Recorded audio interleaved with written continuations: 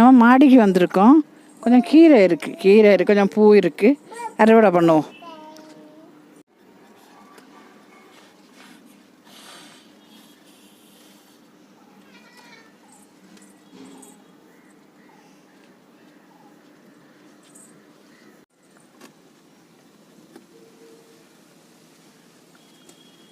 கிடச்சிருக்கு.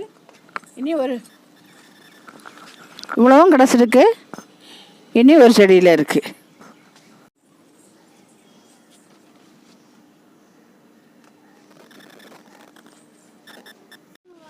இதில் கொஞ்சம் பூ இருக்குது, அதை அறுவடை பண்ணுவோம். அதையும் பண்ணுவோம்.